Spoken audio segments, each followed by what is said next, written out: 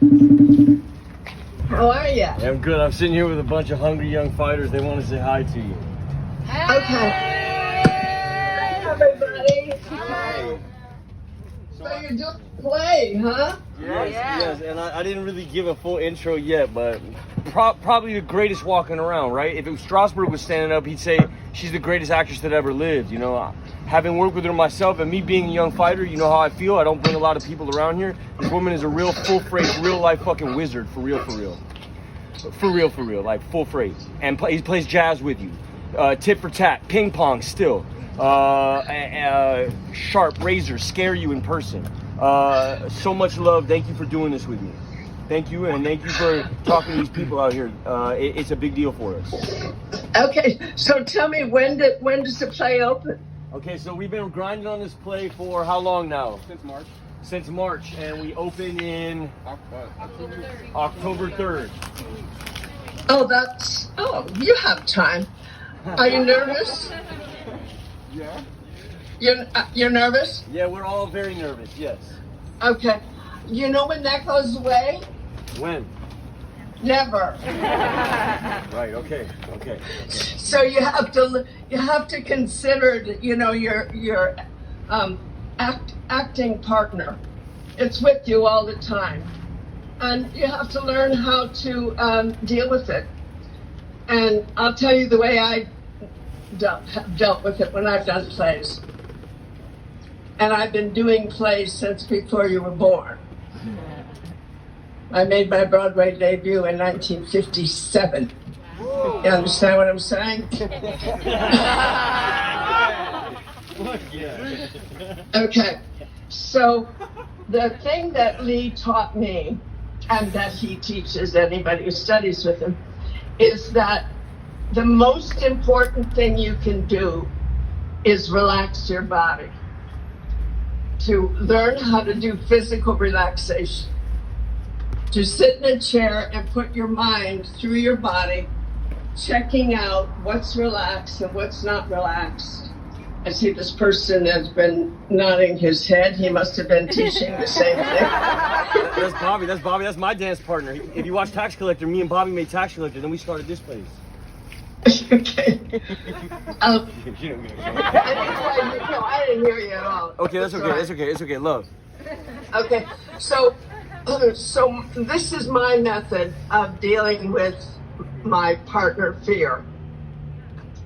First of all, my partner fear. She said my partner fear. Go ahead. Sorry. I'm the first one at the theater. I get there probably an hour and a half to 2 hours before curtain time. I sit in my room alone. You might not have that pleasure yet, but you will. I get made up. I put on music. I get completely dressed and ready to go on stage, except wardrobe. I put on wardrobe sort of within the last half hour. When I'm all ready to go on, then I sit and meditate. And I go through a mental check of my body, see where the relaxation is and where it needs to be, where it isn't, and address it. I quiet down. By the time they call half hour, I'm ready to go on stage. I get dressed just before half hour, so I never rush. I never come in at the last minute and throw my clothes on, and I see other people do that, and they go on stage and their fear is all over them. You have to take your time, address your own inner state. I'm sorry, I've got a big siren going by. You said dress your own inner state. Address your own inner state. Yeah. Yeah. Check out what's going on inside and learn to just let go. Deep breathing. Very important to learn how to do deep breathing. And if you find an area of tension in your body, it can be in your thighs and the pit of your stomach very often. or mental tension, you breathe into it. And you just get quiet. I also do prayers. I dedicate my performance. I offer up what it is I hope to accomplish in this performance. Sacred, yeah. Yeah. And by the time, after a half hour, I keep myself quiet. I go to my starting point a little early. I do everything a little early, so there's never any rushing. Right. I'm never making myself tense because I'm afraid I'm going to miss something. I'm going to miss my entrance, or I'm too late, or I don't have enough time. I never allow that to be part of what I'm doing. So it's being calm, being focused, being relaxed, trusting that you know your part, you're not going to forget your lines. And if you do, something will come, either the partner you're working with or something will come out of your mouth. That'll get you through the moment. It's not a disaster. You like that? Why do you like that so much? Because we done had some good fucking times, me and you. You gotta tell him that twice. Yeah. Okay, yeah. And they know me, and they kind of know you through me, and they know how beautiful you are. And thank you for doing this also. Can I have them ask you a couple questions? Yes, absolutely. Guys, yeah, go ahead. Yeah, so thank you so Tell much. them who you are, G. It matters. Hi, Ms. Burstyn. My name's Colin. I'm an actor here with Sloss and Rec. His name is Colin. I play Gabe. Okay. So I have a character who's always working with a major sense of urgency. Or so how do you kind of marry the relaxation with having that sense of urgency all the time? Where Why don't you walk your ass up here and look at her and talk to her, dog? Just I'm sorry, Ellen. He'll come up here, dog. Talking to a queen, homie. Come on, dog. Thank you so much. Hey, I guess there's a learning curve here, but so my character is they're always I guess hyper focused and detail oriented, and so I'm trying to keep that focused with also, I guess, being relaxed. So how do you marry this character who's very type A, ready to kind of explode at any moment with the relaxation you talked about? Well, focus has to do with your mental focus, your mental attitude. If that's coming from your head, right? That's not coming from the pit of your stomach. Mm-hmm.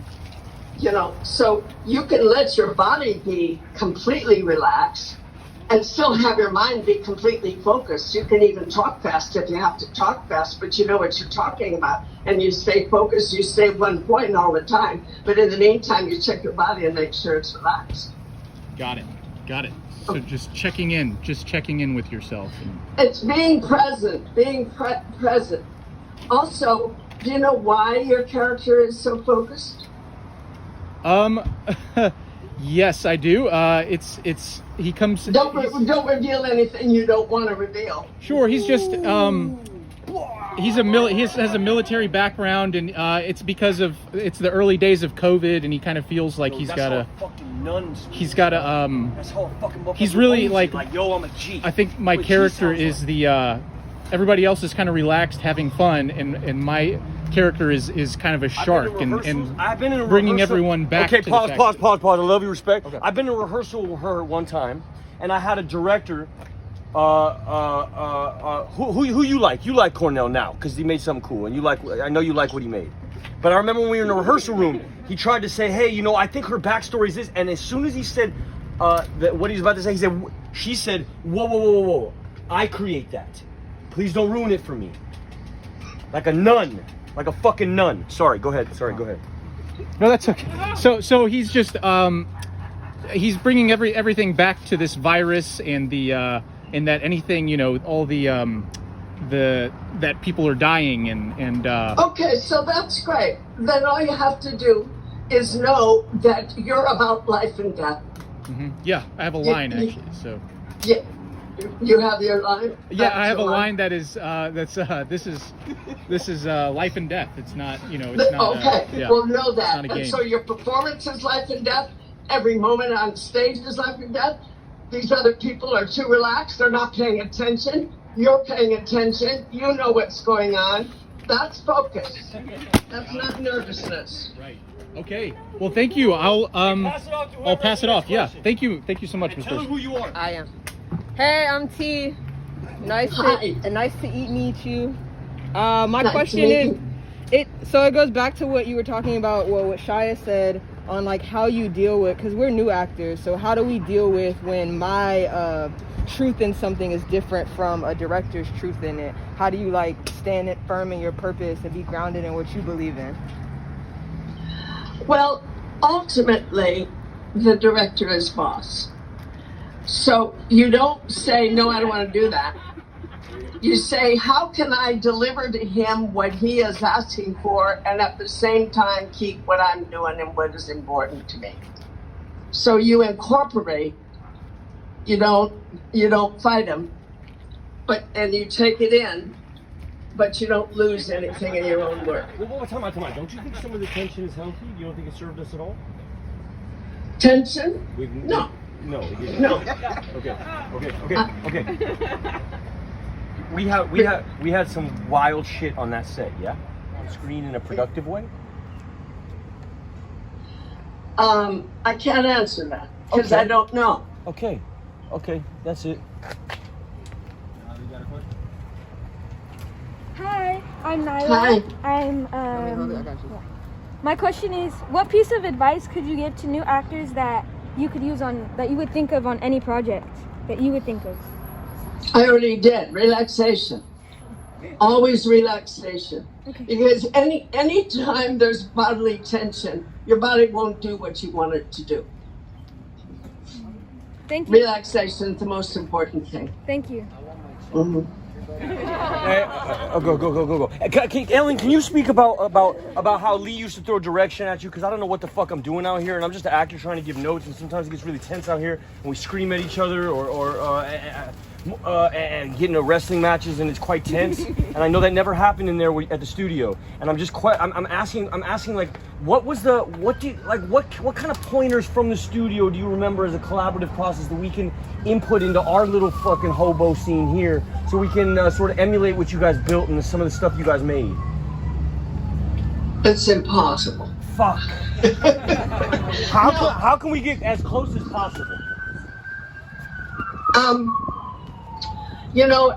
That's a big conversation which I would love to have with you.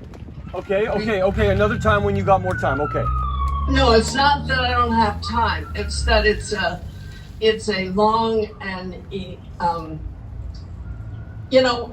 I did a scene once at the studio, and I knew I did it right. I felt I did it right. And Lee said to me, "How long have you been studying with me?" And I said, 7 years. And he said, "Yes, that's about what it usually takes." Wow. Yeah. Wow. So it's how to use your imagination to be real. Right. How to get real using your imagination. How to get real using your imagination. Yes. Yeah. Who's got the next one? Go ahead. Come here, Amir.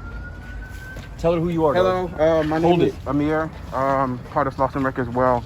My question is, have you ever felt like you didn't give enough to a role, or like how do you constantly push yourself to search for truth as you are, from role to role?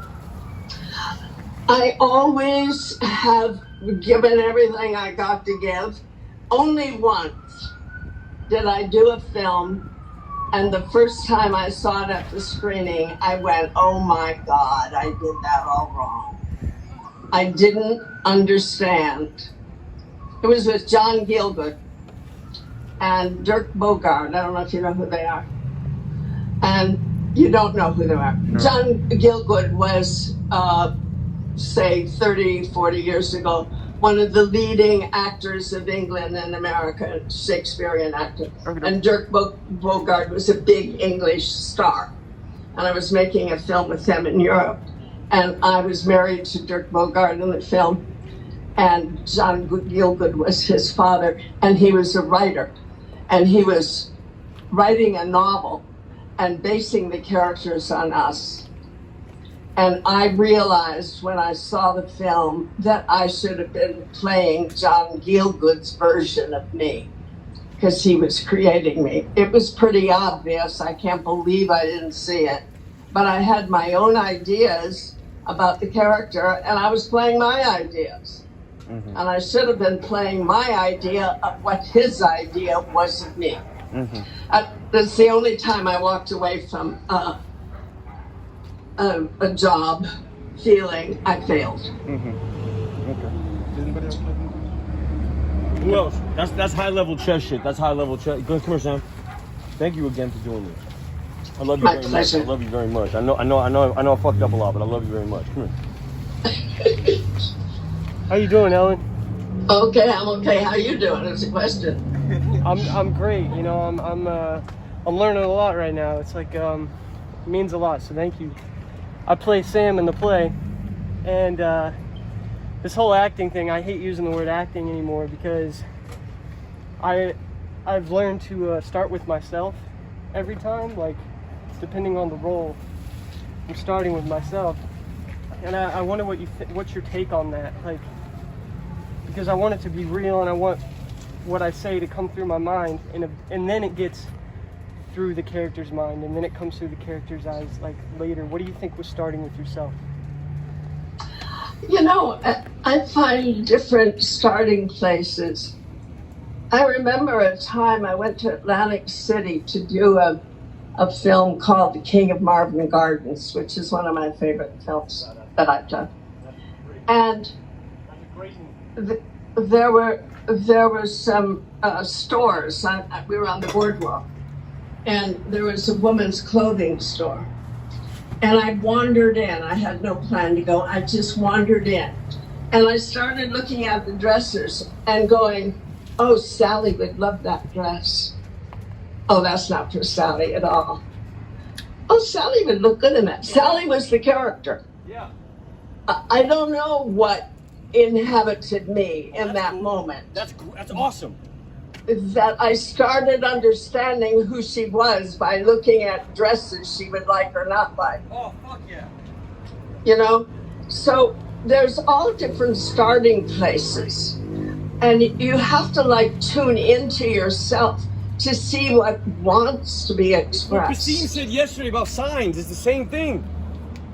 Say that again? My boy Basim said the same shit yesterday. A dog got hit right in front of our little squat thing right here, and he was like, ooh, ooh, ooh, ooh. A starting point. Go ahead, finish what you were saying. Sorry. Yeah. Same thing. And then you have to see what your mind wants to do. What does it want to understand about this character? What do you know about this character that nobody else knows because they haven't had your life experience to address the character with? Do you understand what I'm saying? Yes. So you're telling us something about the character. You're telling us who this guy is, and you understand it from your own experience. So you're not playing yourself. You're playing him with the understanding that you gained from having lived the life you lived. Do you understand the difference? Yes. So Okay. dope, dog.